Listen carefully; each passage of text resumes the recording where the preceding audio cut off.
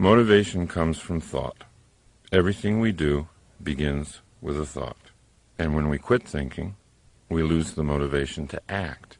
We eventually slip into pessimism, and the pessimism leads to even less thinking, and so it goes. A downward spiral of negativity and passivity, feeding on each other.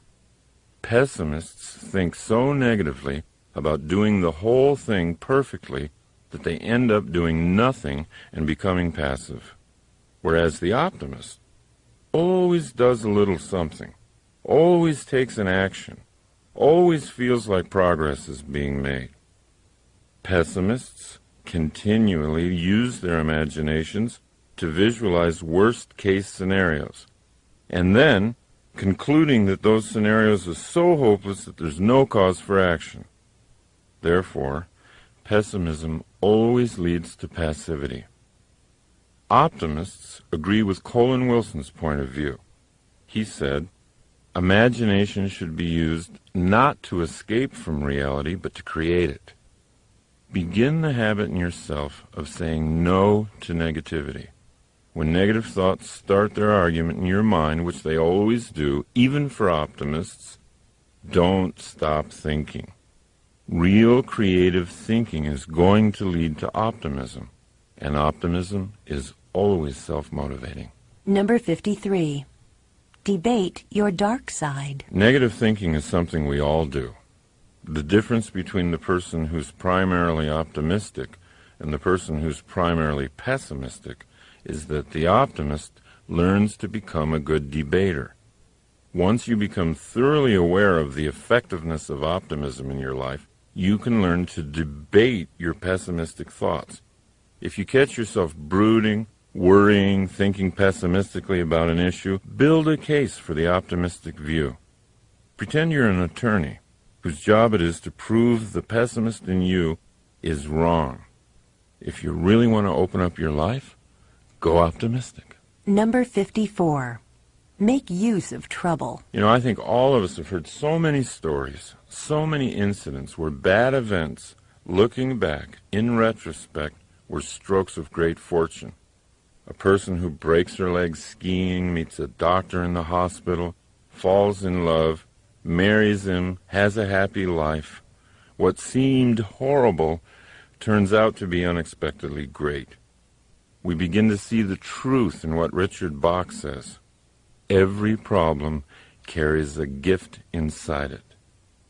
Now, by choosing to make use of seemingly bad events, by asking yourself, how can I use this? What might be good about this? You can get to the gift inside your problem a lot more quickly. Number 55. Learn to brainstorm by yourself. So, try this. Put a goal on the top of a page, and then put numbers 1 through 20 on that page and begin your brainstorming session. List 20 ideas. They don't have to be well thought out. They don't have to be reasonable. Give yourself permission to flow. Your only objective is to have 20 ideas scrawled down within a certain period of time. If you do this for 1 week, you'll end up with 100 ideas. Are they all usable? No, of course not. But who cares? When you began the process, you probably didn't have any usable ideas. Number 56. Create your own voice. There have been times when I've been told that I am lucky to have a good speaking voice. Many people are impressed. Sometimes I don't even use a microphone. I speak to hundreds of people in the audience, boom out to them. And you know, people will say, boy, you've been blessed with a powerful set of vocal cords. I have to tell you, it's not true. My voice used to be no better than some feeble monotone. It really was really awful. I mean, I would talk like this. Well, you know, my voice, I would love to see you today. Now look, I set about to change it. I always carry a number of cassettes in my car. I always sing along with them. I crank them up good and loud. By the way, it's best done while you're driving alone. And I sing at the top of my lungs. I make certain I do it every day, even when I don't feel like singing. See, that's the point. Don't let your feelings ruin your life. Keep thinking. Strategize. Plan. You can create anything you want. You can even create your own voice. Number 57. Live on the frontier. We've always had a real fascination with America's frontier days. Shows like Little House on the Prairie, movies like Dances with Wolves. I mean, it reflects a real yearning for those adventurous times. Now, what's really exciting about today is that a new frontier is here. The technological explosion, our entry into the information age, have created a situation in which employers are no longer interested in our job histories. At least it's not as much as they used to be. What are they interested in? Right now, our current capabilities. For example, let's say my company's trying to enter the Chinese market to sell its software, and you, at age 70, can speak fluent Chinese, know all about software, and have energy and zest for success. How can I afford not to hire you? Times have changed. This is the new frontier. It's all about what you can do, not about what you've done. Number 58. Replace your habits. Self-motivation is much more difficult to achieve when we're held back mentally by certain bad habits. But here's the catch. Bad habits can't be gotten rid of because they exist for good reasons. They're there to do something for us, even if that something ends up being self-destructive. You see, down deep, even a bad habit is trying to make us operate better. That's why bad habits have to be transformed and built upon. They can't be killed. They can't be eliminated. We have to go to the beneficial impulse that drives the habit and then build on that to make the habit grow from something bad into something good. What we then achieve is habit replacement. Now, where bad habits are concerned, replacement is the only thing that works. I've known people who quit smoking without even intending to. Maybe they took up running, some form of aerobic exercise. And soon, the breathing and relaxation they were getting from the exercise made smoking feel so bad to their bodies they quit. They quit smoking because they'd introduced a replacement. Subconsciously, you don't even think your habit is bad because it's fulfilling a perceived need. So the way to strengthen yourself is to identify the need and build on it. Honor the need by replacing the current habit with one that's healthier and more effective for you. Number 59. Paint your day. Self-motivation is much more difficult to achieve when we're held back mentally by certain bad habits. When you wake up, try picturing your day as a blank artist's canvas. Ask yourself, who's the artist today? Me or blind circumstance? If you choose to be the artist, how do you want to paint your day? Number 60. Swim laps underwater. When Bobby Fischer prepared for his World Championship chess match with Boris Spassky, he prepared by swimming laps underwater every day. He knew that as the chess matches wore on into the late hours, the player with the most oxygen going to his brain would have the mental advantage. So he built his brain by building his lungs. Sometimes all you need is the air that you breathe just to motivate yourself. Going for a run or a walk or simply deep breathing gives the brain the fuel it feeds on, and motivation comes easy. Number 61. Get some coaching. After a disappointing round on the golf course, Jack Nicklaus would often take a golf lesson. When I first heard about this, I said to myself, who could give Jack Nicklaus a lesson in golf? But that was before I ever really understood the value of coaching. And then a young business consultant named Steve Hardison taught me something. Nicklaus takes a lesson, not because his coach is a better player, but because his coach can stand back from Nicklaus and see his moves objectively. So, if coaching is appropriate for your golf or tennis game, it could also be appropriate for the game of life. Ask someone you admire to be honest with you and coach you for a while. Let them tell you what they see. It's a courageous thing to do, and it'll always lead to growth. Number 62. Leave home. Once when Steve Hardison and I were discussing a few of my old habits that were holding me back from realizing my business goals, I finally said to him, "But why? Why do I do those things? I mean, if I know they hold me back, why do I continue to do them?" And he said, "You do them because they feel like home. When you do those things, you do them because that's what you're comfortable doing. And so you make yourself right at home doing them. As they say, there's no place like home. Home can be an ugly place if it's not kept up and consciously made beautiful. Home can be a dark, damp prison, smelling of bad habits and laziness. But we think we're safe there. However, when we inspect the worn-out house more closely, we can see that the safety we think we're experiencing is pure self-limitation. Now, you might want to identify the habits that keep you trapped. Identify what you've decided is your final personality, for example. Understand that it might be a hasty construction built only to keep you safe from risk and growth. See, once you've done that, you can leave. You can leave home. You can get the blueprints out, and you can create a home you really want. Number 63. Perform rituals. As you listen to these various ways to motivate yourself, you might have noticed that action is often the key. Doing something is what leads to doing something. It's the law of the universe. An object in motion stays in motion. My own ritual for jump-starting the brain is walking. Many times in my life I've had a problem that seemed so overwhelming. It seemed too overwhelming to even do anything about. But my ritual is to take the problem out for a long, long walk. Time and time again, during the course of the walks, something comes out of nowhere. Some idea for an action that would solve the problem. So try making up a ritual for yourself, anything that will act as a self-starter. Rituals will have you in action before you feel like getting into action.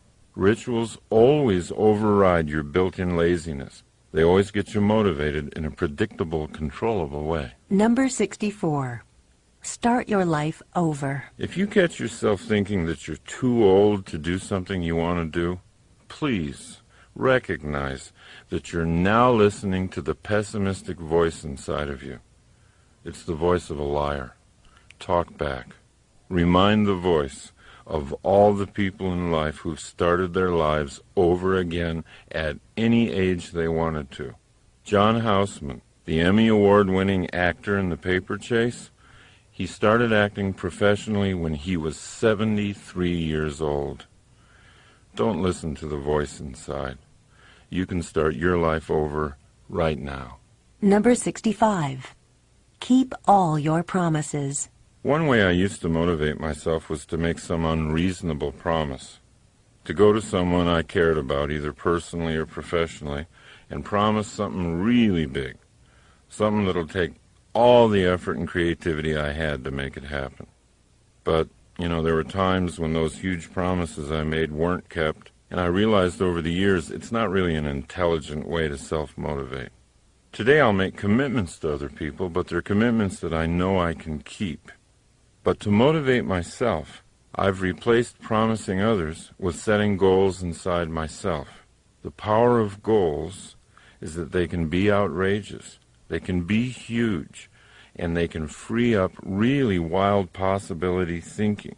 Without setting large goals internally, what I tend to do is just live a life of things that I think I have to do. Number 66.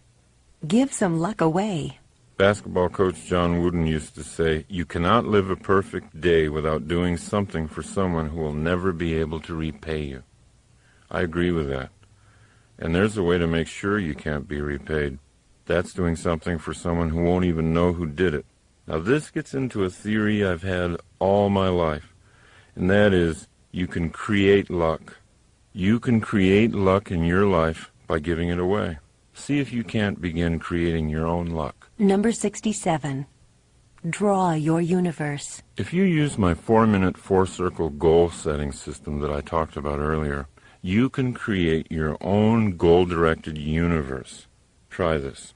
After you wake up in the morning, wipe the sleep from your eyes, sit down with a pad of paper, and draw 4 circles.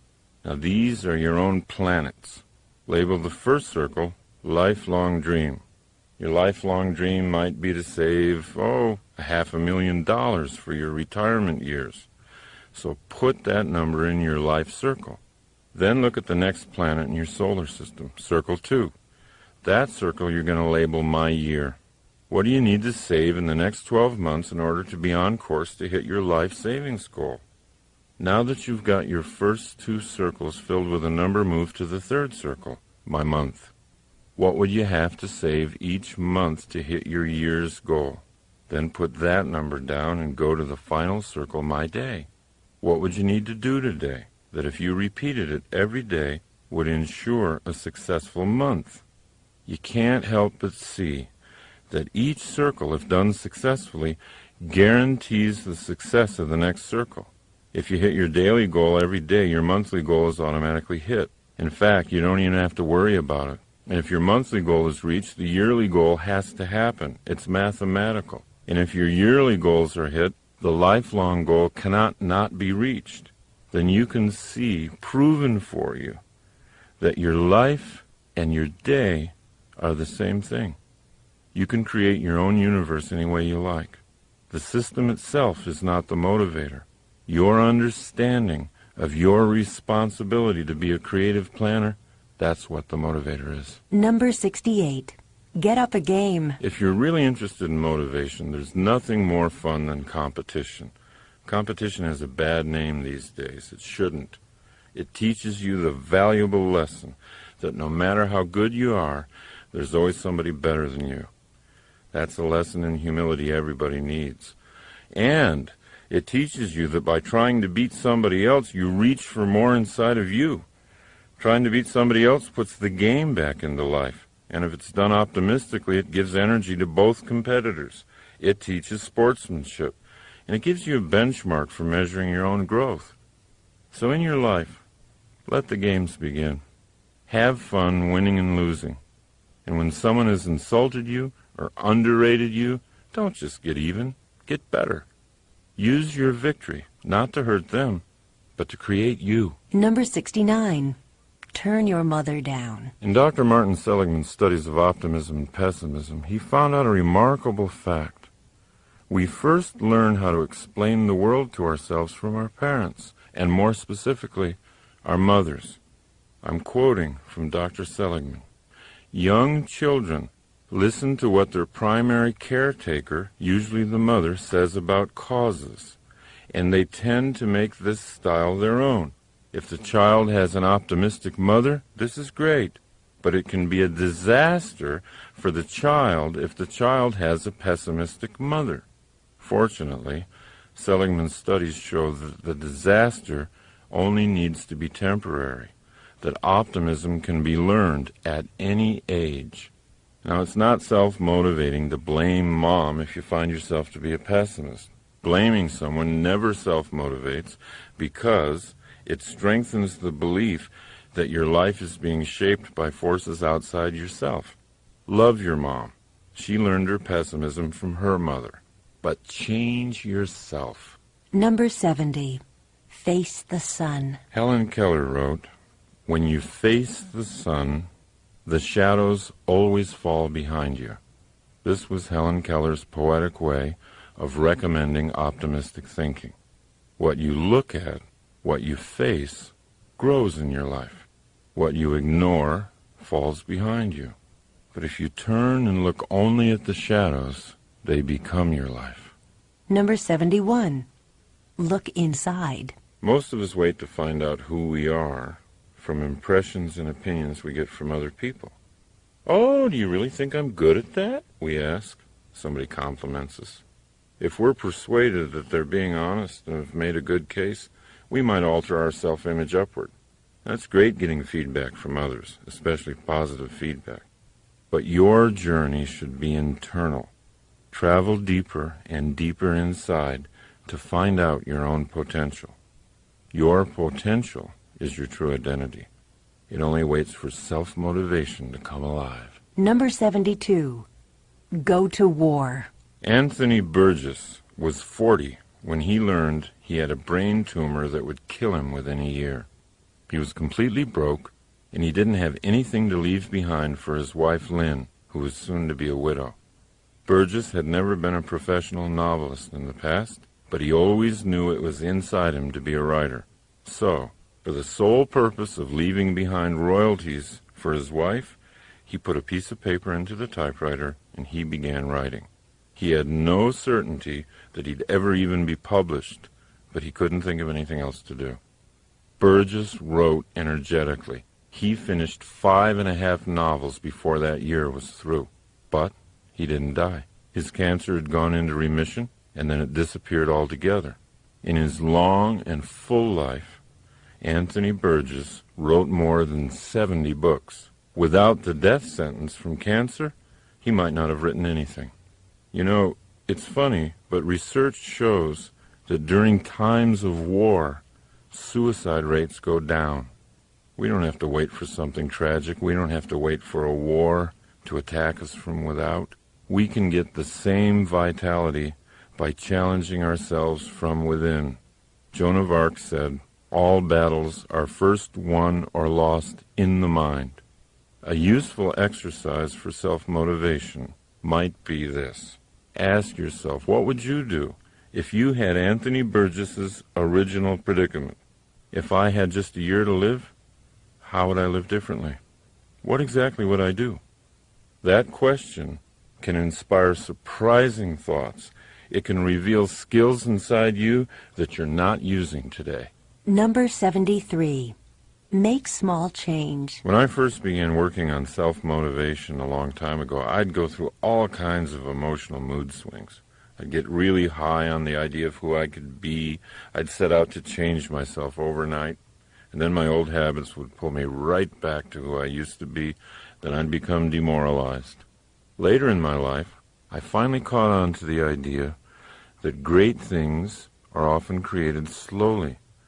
Great paintings, great buildings. So why couldn't great people be created slowly? So if you're willing to see yourself as a masterpiece in progress, then you'll love small changes. You'll be excited by a tiny thing you did differently today. If you want a stronger body and you took the stairs instead of the elevator, celebrate. You're moving in the direction of self-creation. Number 74. Do something badly. Sometimes we don't do things because we're not sure we can do them well. We feel we're not in the mood or at the right energy level to do the task we have to, so we put it off or wait for inspiration to arrive. We're so afraid to do things until we're sure we'll do them well, we don't do anything. This is the source of all writer's block, by the way. This tendency led G.K. Chesterton to say, if a thing is worth doing, it's worth doing badly. If you're not motivated to do something you know you need to do, just decide to do it badly.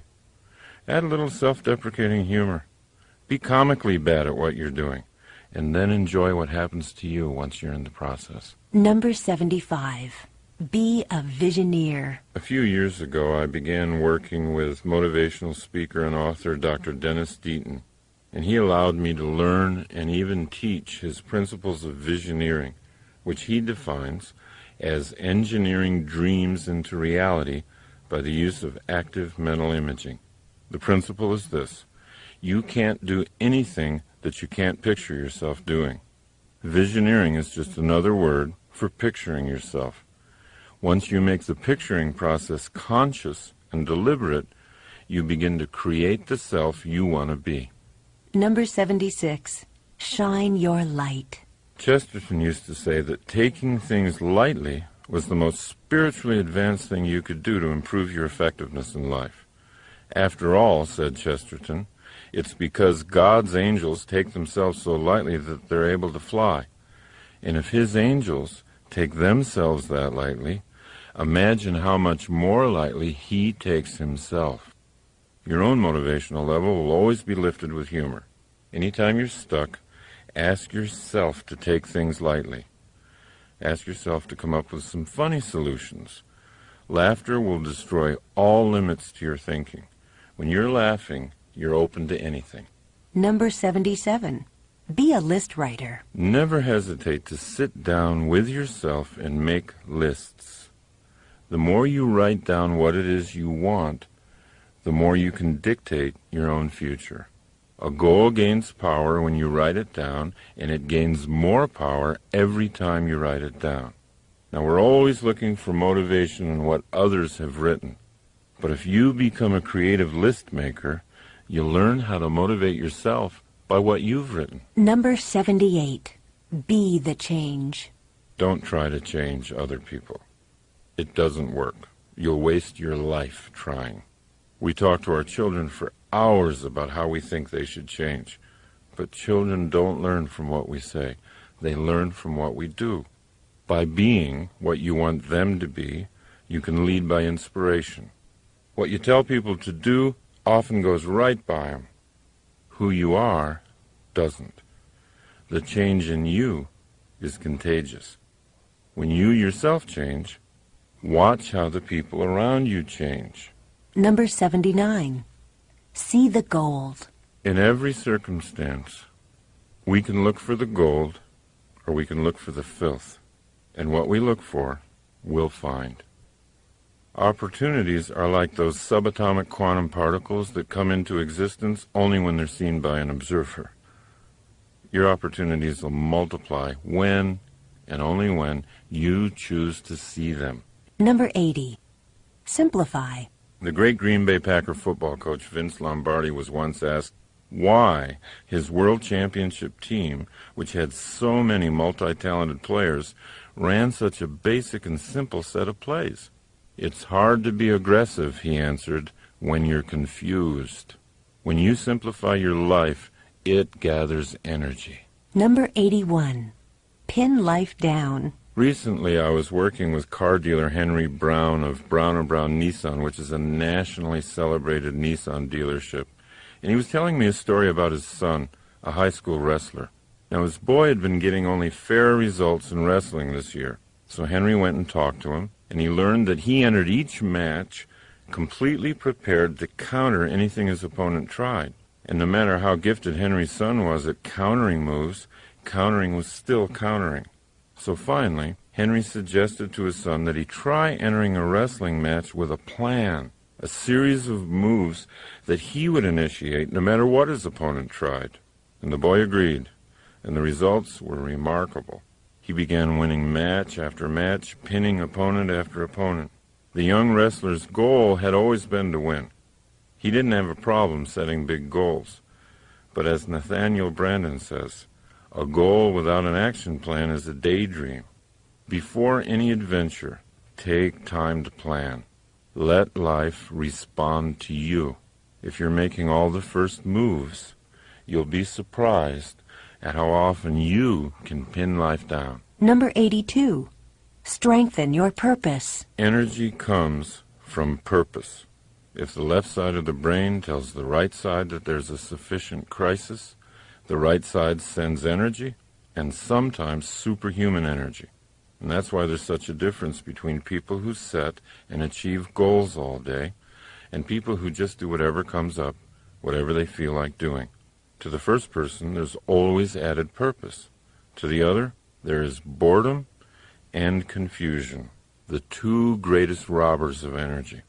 Because we are totally responsible for our own sense of purpose, that also means that we're totally responsible for the energy in our lives. Number 83. Go on a news fast. I first heard the phrase news fast from Dr. Andrew Weil. Now, he actually tells his patients to stop watching the news for a few weeks, and he gets great results. They sleep better, their whole systems are better. Now, my own recommendation for a news fast has to do with self-motivation. If you go for periods of time without listening to or reading the news, you'll notice an upswing in your optimism about life. You'll really feel a lift in energy. Your mind is yours to fill with whatever you want. The more you accept the responsibility of filling it, the easier it'll be to build an optimistic and effective mindset. Number 84. Choose an action. When you find yourself worrying about something, always ask yourself an action question. What can I do about this right now? And then do something. Any small thing. Anything that worries you should be acted on, not just thought about. Even small actions start to chase away your fears and put you back in control of creating what you want. Number 85. Be a thinker. I was doing some seminars for a large office company in Las Vegas, and the president told me something that was really interesting. He said he had basically two kinds of people working for him, the whiners and the thinkers. The whiners were often very smart, dedicated employees who worked long hours, but when they came into the president's office, it was always to complain.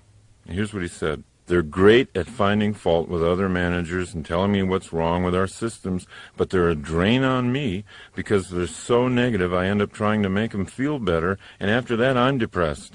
Now the thinkers, on the other hand, had a different way of coming into the office with problems. Here's what he said about them. The thinkers come to me with ideas. They see the same problems that the whiners see, but they've already thought about possible solutions. When you're committed to self-motivation, you'll follow into the realm of the thinker, naturally. You'll be more valuable to your organization and to yourself. Number 86. Choose enjoyment. There's a huge difference between pleasure and enjoyment. And when we're absolutely clear about the difference, we can grow much faster toward who we want to be. What we do for pleasure, for example, routine sex, eating, drinking, all kinds of short-term stuff, that's different than what we do for enjoyment. Enjoyment always involves the use of a skill, and it always involves facing a challenge. Things like sailing, gardening, golfing, any kind of activity like that involving skills meeting a challenge result in enjoyment. People who get clear on the difference begin to know how to consciously put more enjoyment into their lives. Number 87. Read mystery novels. The person with the highest IQ ever measured, Marilyn Vos Savant, recommends mystery novels as brain builders.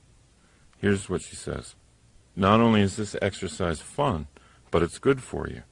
I'm not talking about violent thrillers or police procedural novels, but instead, I'm directing you to those elegant, clue-filled, intelligent mysteries solved by drawing conclusions, not guns." Unquote.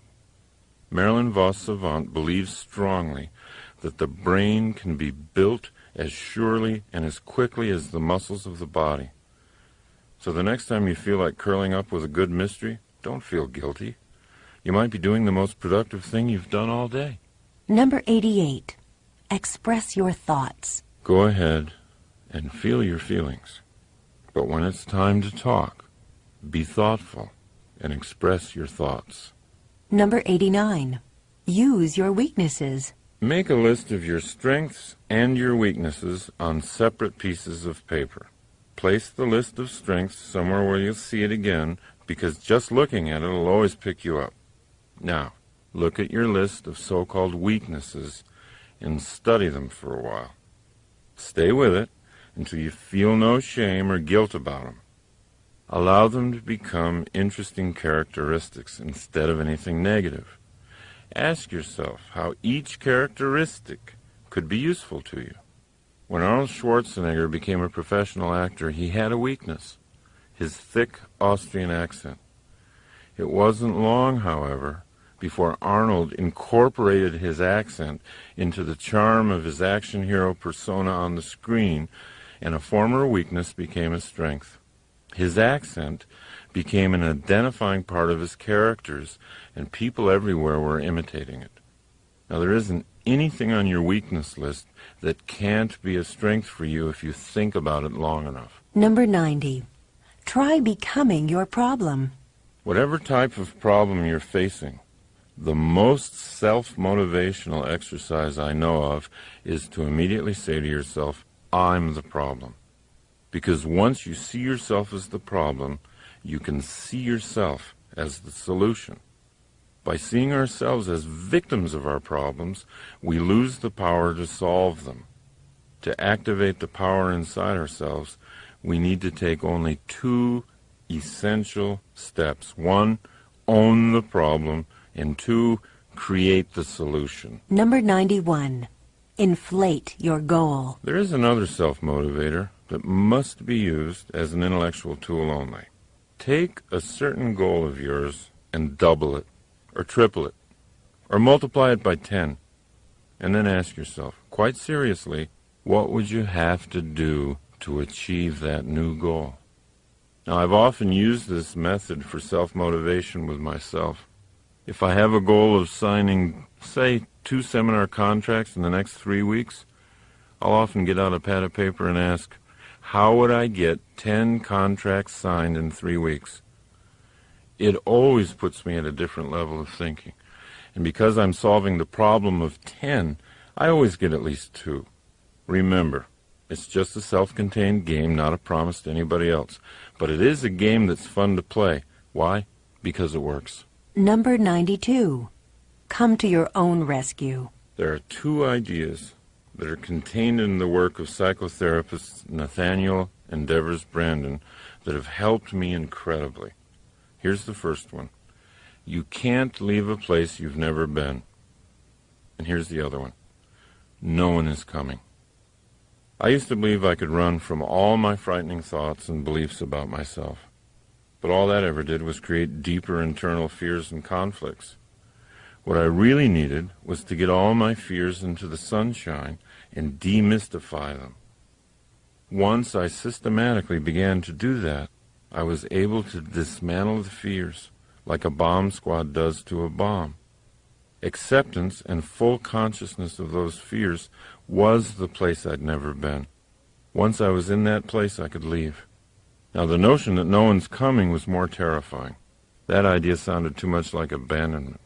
Many of us, even as grown-ups, devise very elaborate and subtle variations of the theme, I want my mommy. The Brandons showed me that I could be much happier, much more effective, if I valued independence and self-responsibility above dependency on someone else. So when you accept the idea that no one's coming, it's actually a very powerful moment, because it means that you're enough. You can handle your problems yourself. You can grow. You can get strong. You can generate your own happiness. And paradoxically, from that position of independence, truly great relationships can be built, because they're not based on dependency. They're not based on fear. They're based on mutual independence and love.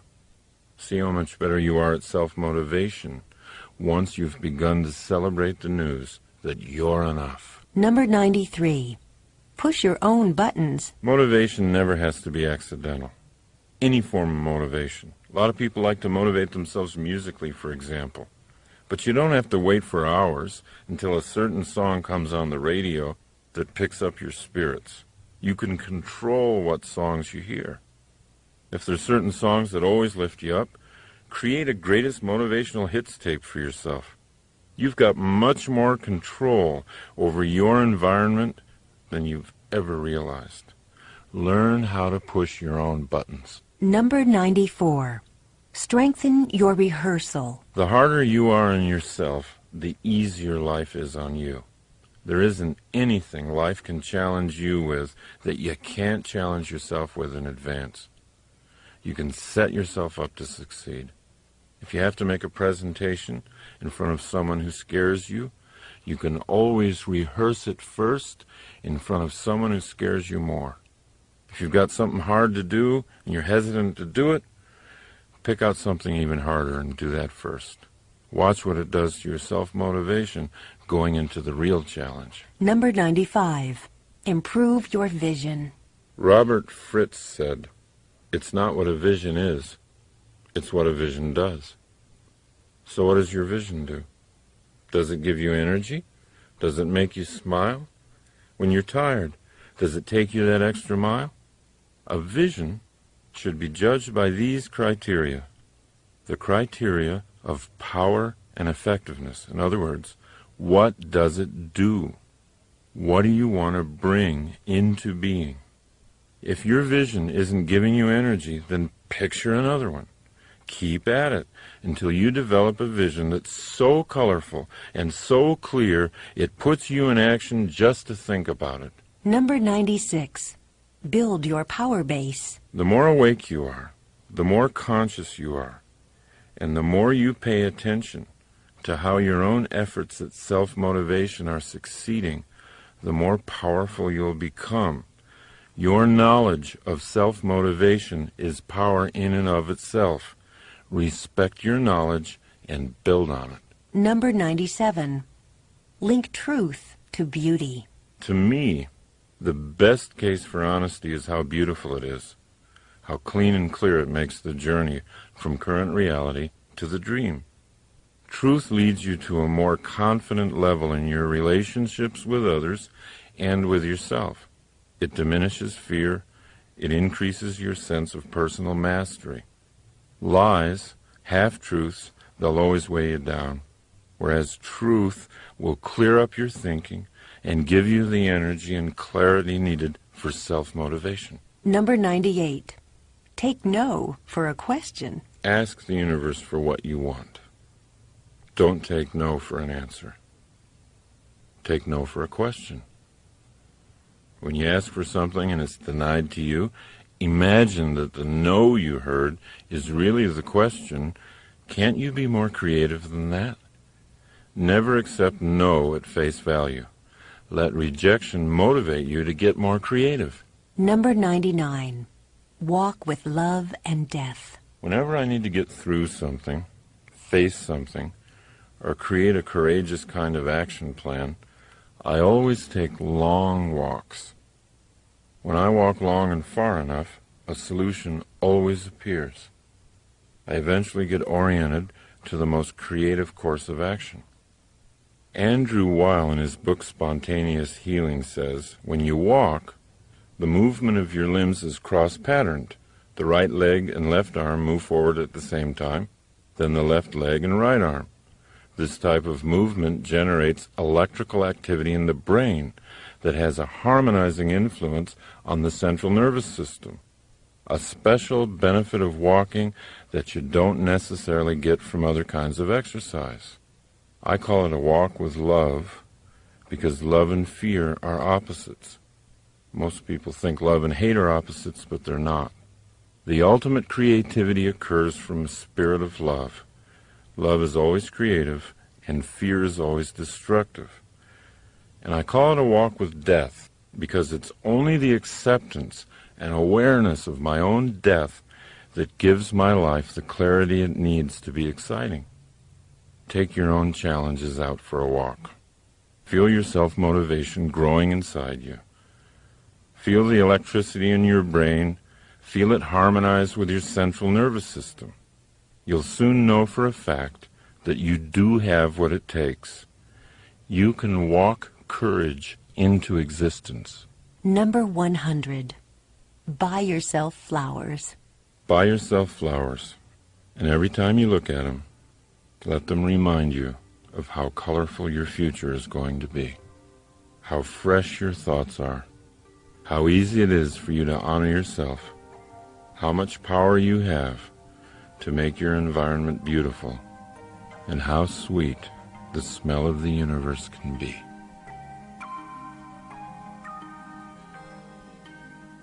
This has been a Highbridge audio presentation.